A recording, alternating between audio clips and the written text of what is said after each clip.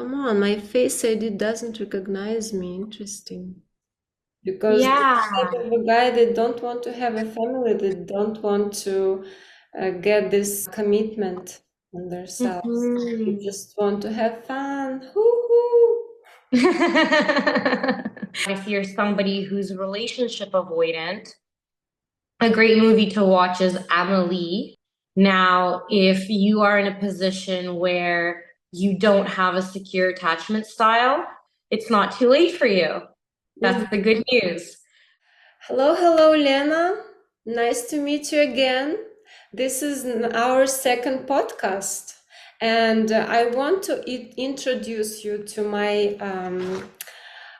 audience. Today, we're meeting Elena Serra, who is a certified clinical trauma specialist psychotherapist. Hi, Lena. Hi, good to see you. Thank you for having me. Good to see you too. So today we are going to discuss the chapter one of the book Goodbye Virginity. And this chapter is called Rebecca.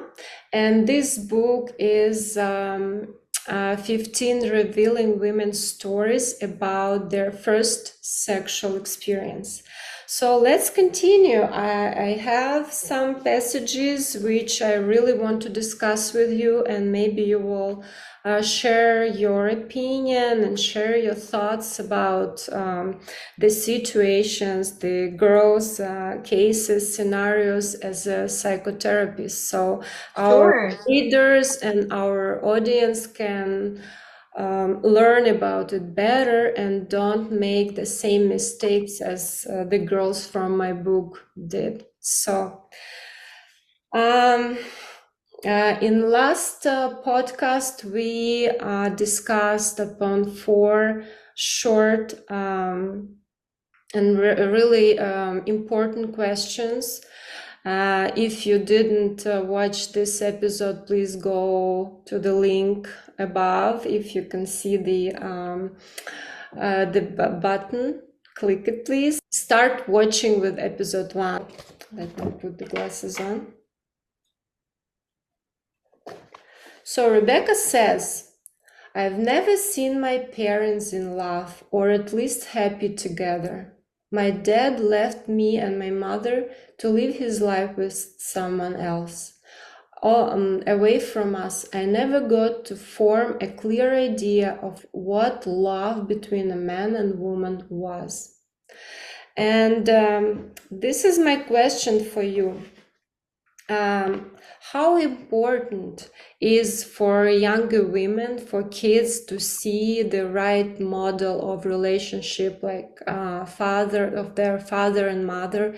And the second question, if they didn't have a good example, what can help them? Okay, that's a really great question, Talia. So, of course, it's very, very important what's modeled to us as children. The relationships that we see with our primary caregivers can shape our expectations for what's possible for our own lives. So, if we see marriages that are very tumultuous, we might seek out chaos. If we see parents who aren't in love and who are just staying together for the kids, we might have expectations of marriage that it's going to be lukewarm. And if we see secure attachments, when we see parents who are in love with relationships based in trust and intimacy and communication, we are going to learn to expect that from our own relationships. So, to a degree, this will affect our attachment style.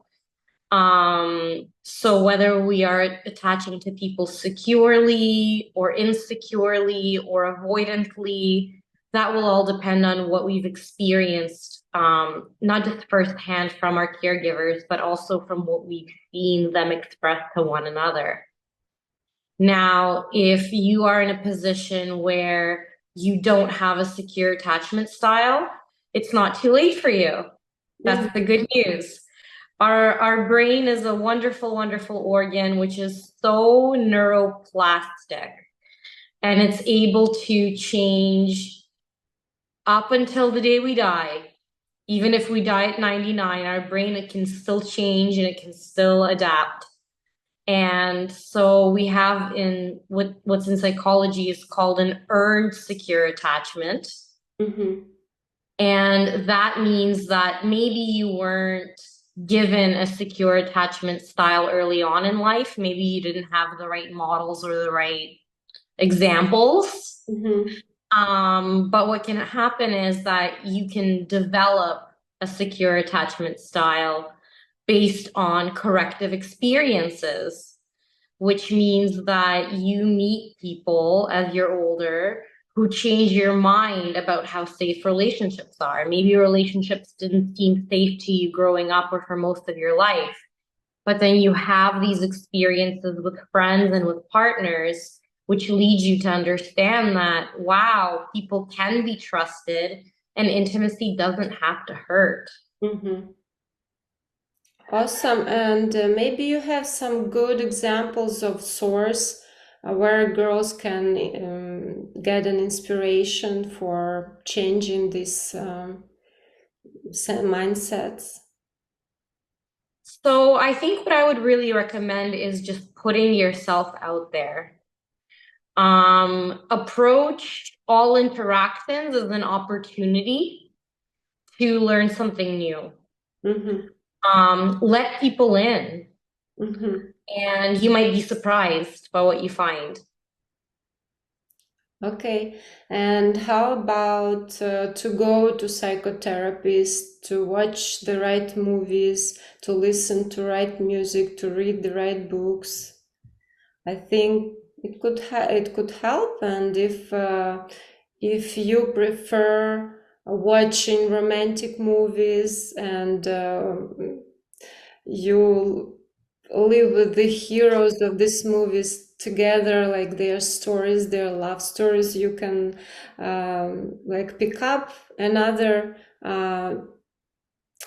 patterns of behavior or patterns of relationship.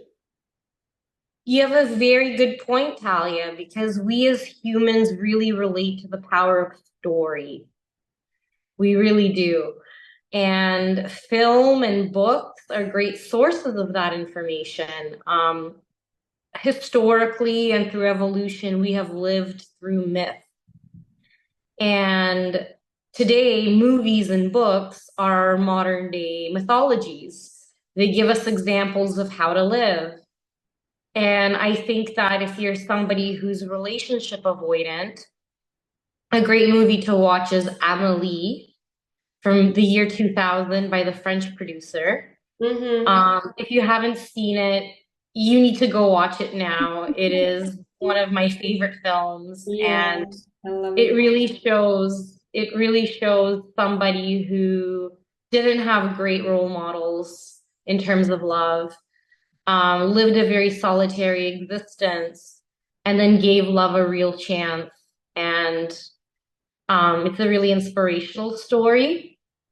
And in terms of therapy, if you're finding that your relationship hesitations or traumas are really affecting your dating life or your marriage, I would definitely recommend seeking therapy because there is a whole area of psychology devoted to attachment styles, attachment therapy, and your therapist can act as a guide to get you out there and to get these corrective experiences. Awesome. Thank you for your advice. Actually, guys, if you watch the movie Emily, put a comment below. What do you think about this movie and about this model of relationship? And we're gonna continue. And I have another question to you, Elena. Although I frequently dated and had different relationships, my intention was just seeking affection because I couldn't bear to be alone. I needed something or someone to fill a deep void in my heart.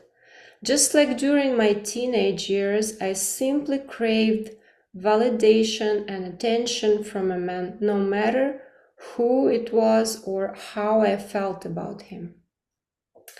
So my question is, as we know, many girl readers of the book Goodbye Virginity, they um, got in this situation, so they are dating just for not being alone. And what is your opinion as a psychotherapist about it? Yeah, that's a really great question, Talia. I think it's an important question because as humans, we generally don't prefer to be alone in general. And people are going to disagree with me. Some people are going to say, I love being alone. And I think that's a fantastic adaptation. But I think it's a challenge that a lot of people face is we are not that comfortable being alone. And there's a reason for that. So when we look at evolution again, if you were cast out of your tribe, Mm-hmm. probably a tiger will come and eat you within 24 hours. Yeah.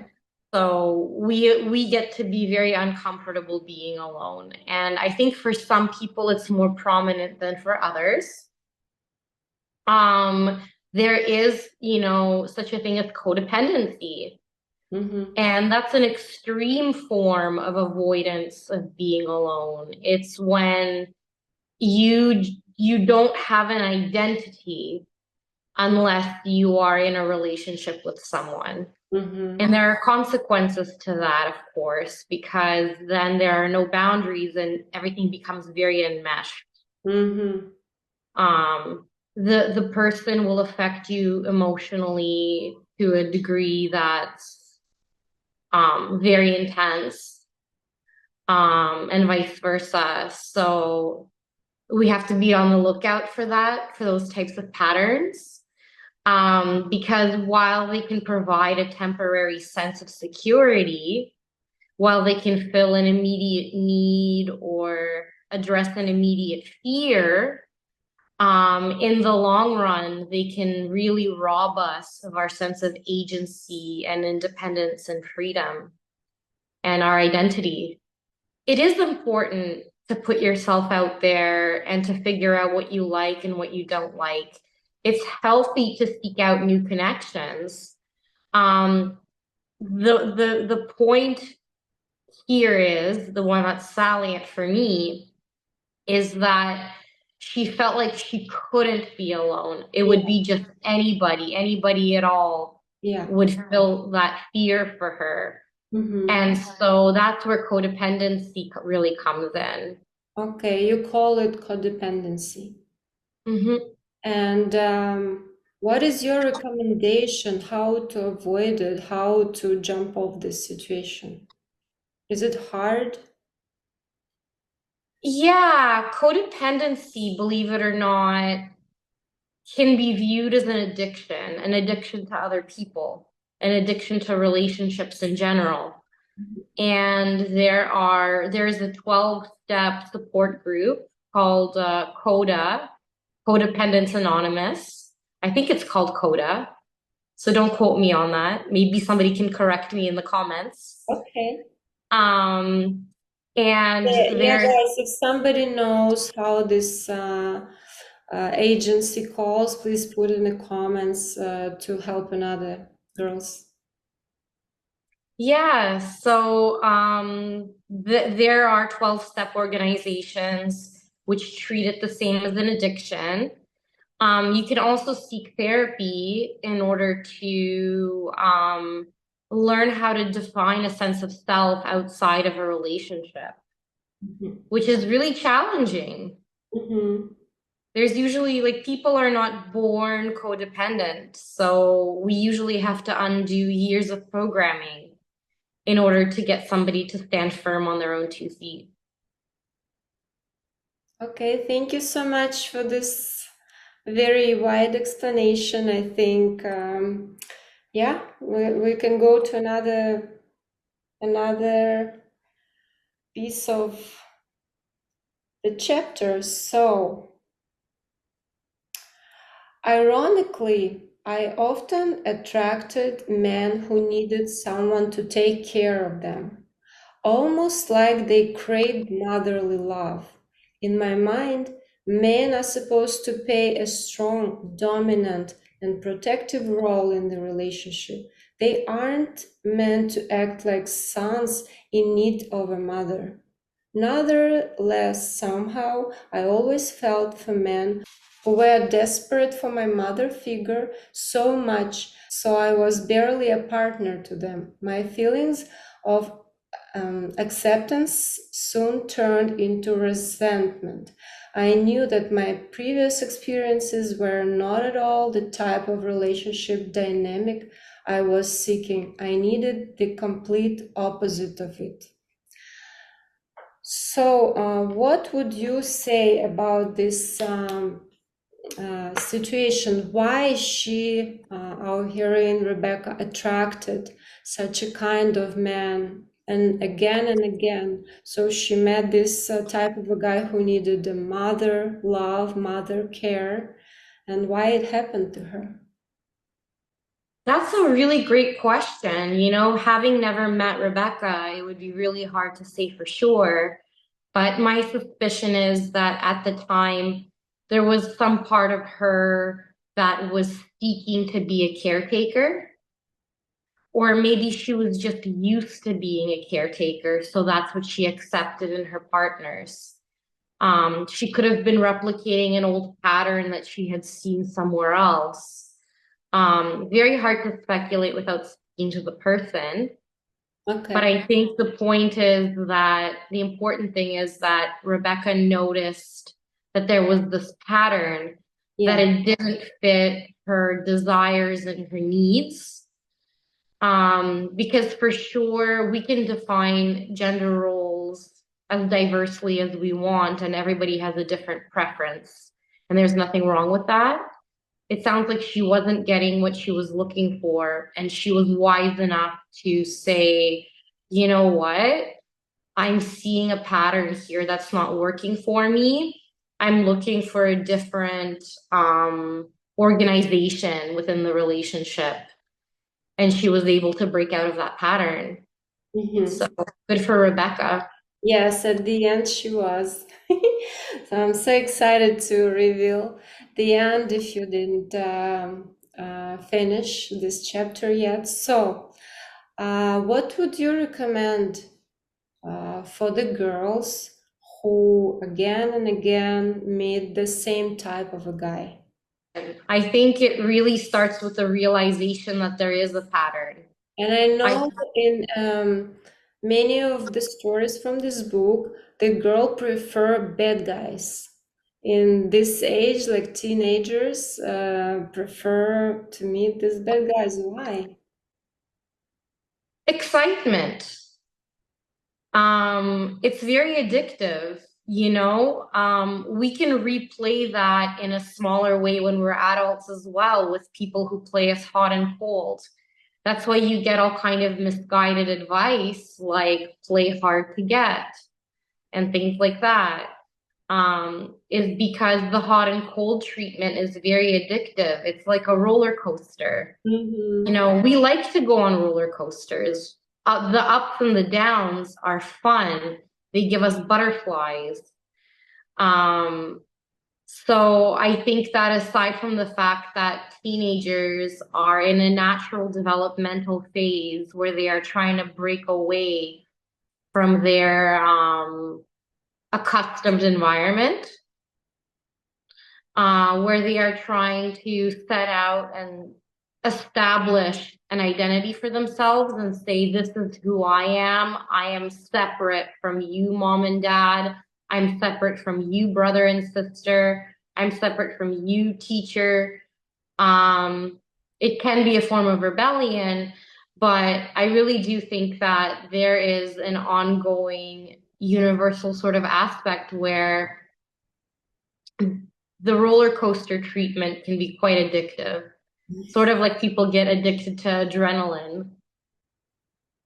That's why women frequently choose these bad guys, have sex with them, get pregnant, and then they just stay the alone moms because this type Yeah. of a guy, they don't want to have a family, they don't want to get this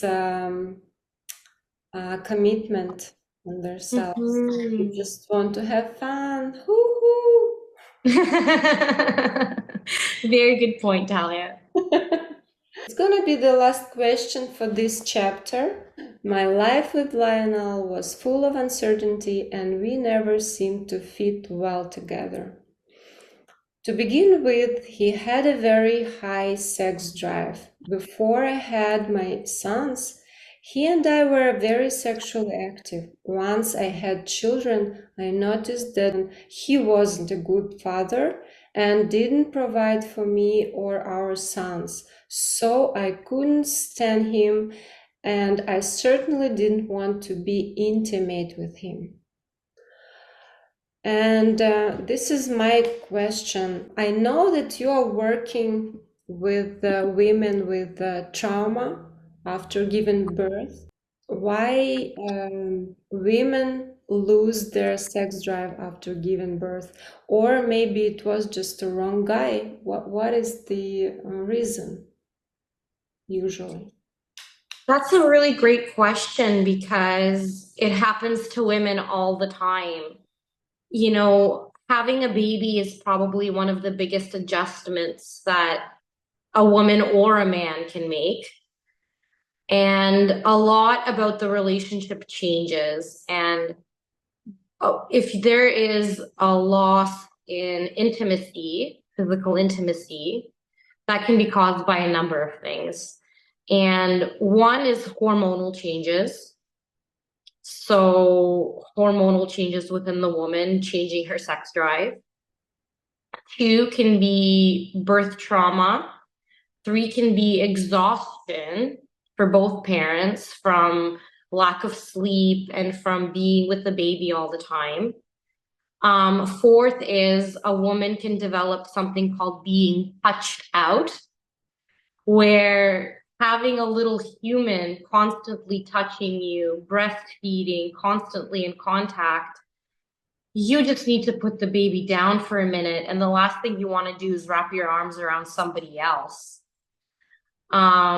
Practical reasons like sleeping arrangements, the baby interrupting intimacy and requiring attention, lack of date nights, lack of romance. There are so many changes that happen, especially during the first few months postpartum, which can really decrease intimacy.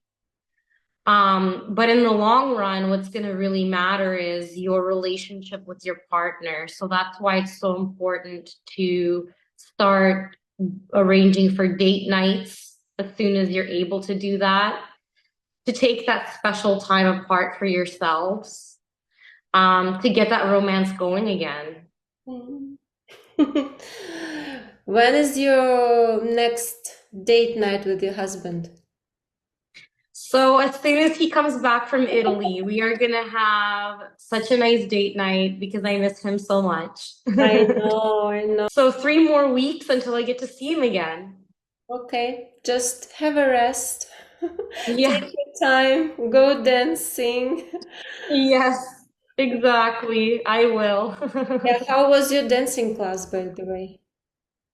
Oh, I haven't gone back to a dancing class yet. That's actually tonight.